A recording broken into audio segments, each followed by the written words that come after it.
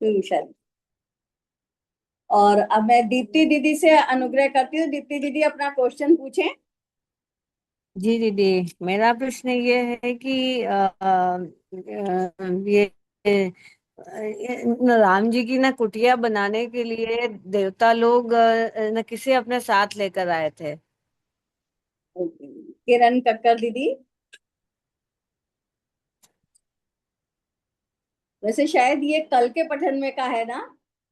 हाँ। चलिए कोई नहीं।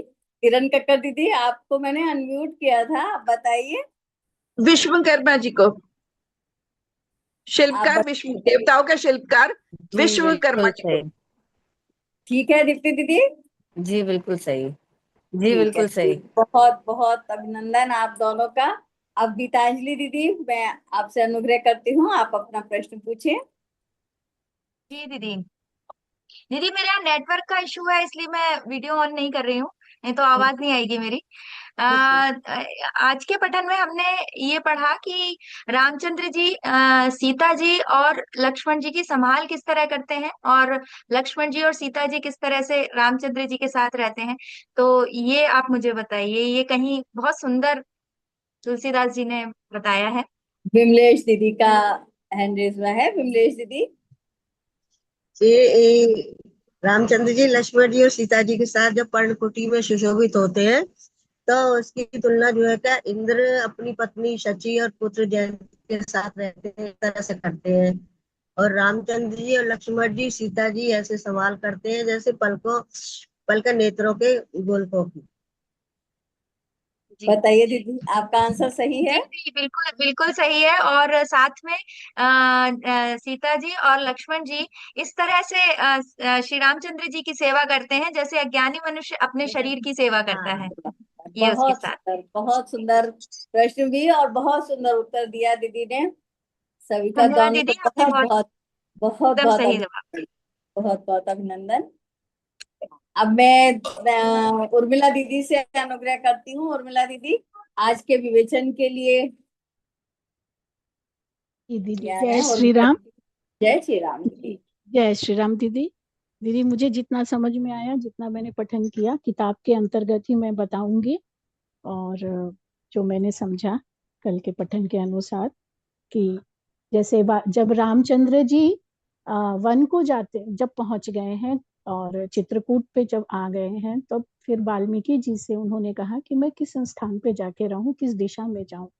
तो उन्होंने उनको बताया कि हर दिशा, चहुँ दिशा तो आप ही की है, जहां भी आपका इच्छा करे जाके आप जहां रहेंगे वहीं से सब कुछ शुरू होता है।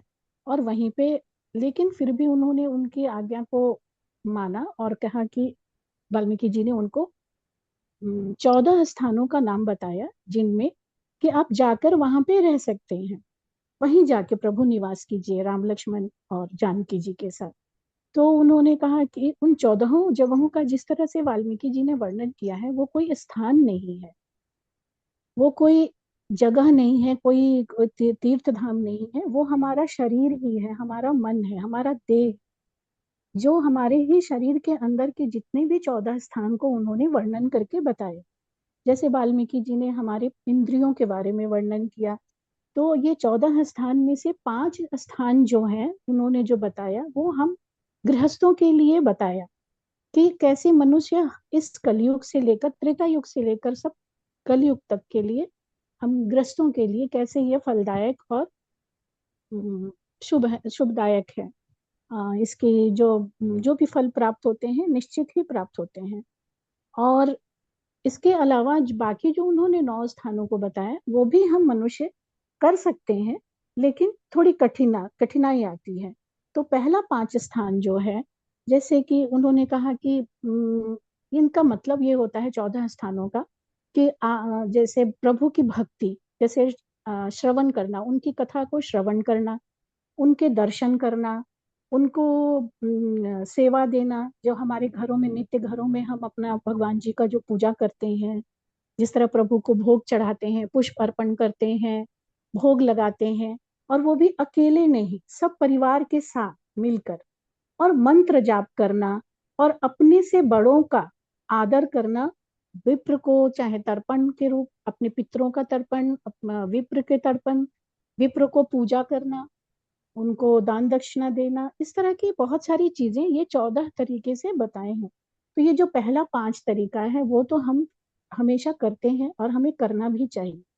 बाकी 9 जो उन्होंने बताए हैं वो थोड़ी कठिन हो सकती है, लेकिन मुमकिन नहीं है। तो पहला उन्होंने कान को बताया, जो कान है उन उसका कान को इसलिए बताया कि कथा को श्रवण करना, यानी कि राम जी के कथा को श्रवण करना, और कान को समुद्र से तुलना की कि कथा रूपी जैसे सारी नदियां नदियां जैसे समुद्र में समा जाती हैं, वैसे ही हमें राम कथा श्रवण करके अपने मन में समा लेना चाहिए। और ऐसे मनुष्य जो राम कथा हमेशा सुनते रहे, हमेशा उसका मन न भरे, कभी उसकी कान न थके, उसके हृदय में जाके वास करने के लिए वो कहे हैं।